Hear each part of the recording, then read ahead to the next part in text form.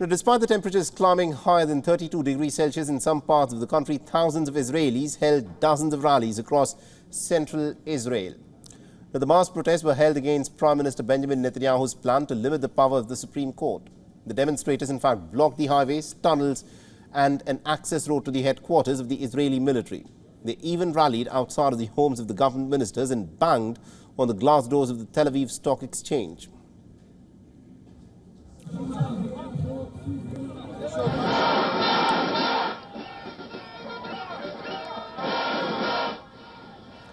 The demonstrators thronged the platforms of the major train stations and waved the Israeli flags, creating a sea of blue and white at major intersections across central Israel. We came here today to the train station because in this country, if you are polite and you protest in a polite way, nobody counts you, nobody is looking at you. You have to make a disorder in the life of everybody. In what has become a regular weekly episode of disruptions, demonstrators marched through the several cities. Protesters, in fact, undertook a renewed effort to stop the government proceeding with a binding vote on the law in Parliament that is likely to be on Monday next week. Now, this is the 28th consecutive week of protests against the judicial overhaul that Netanyahu, in fact, wants to bring about.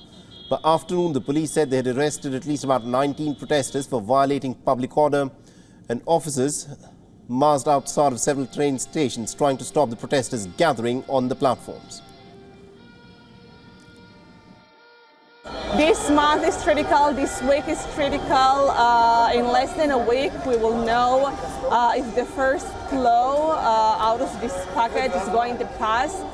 The Israeli government moved into what we call the salami method, that they're going to pass law by law, and we're doing our best, to fight it and to stop it. Now, the protest came just hours after the American President Joe Biden invited Netanyahu for a meeting in the United States, months after Biden said that he would not meet with the Israeli Prime Minister in the near term.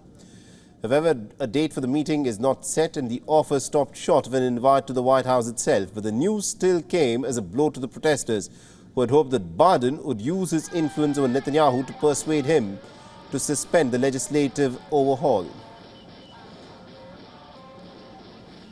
If we won't manage, there will be no Israel.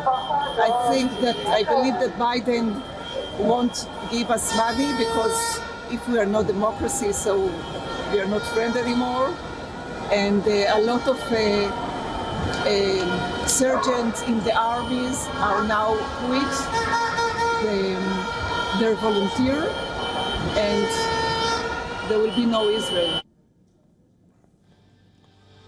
Now, the U.S. government is a major ally of the State of Israel, providing it with nearly about $4 billion in terms of annual aid, as well as weapons and defense systems and systematic diplomatic cover at the United Nations Security Council.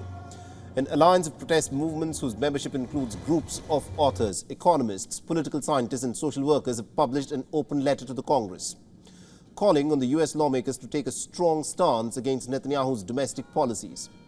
Now, absent from further U.S. intervention, the protest movement is trying to exert domestic pressure on Netanyahu through the labor unions and military reservists.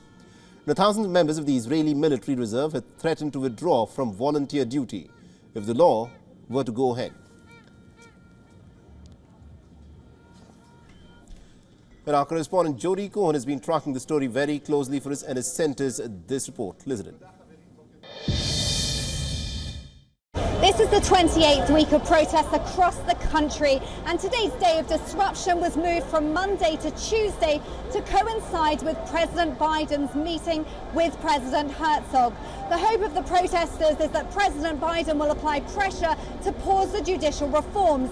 And in Biden's call with Netanyahu on Monday night, the PM suggested he would seek consensus over the summer. There are also media reports of a potential compromise to the current bill being discussed. This is Jody Cohen for WION World is One.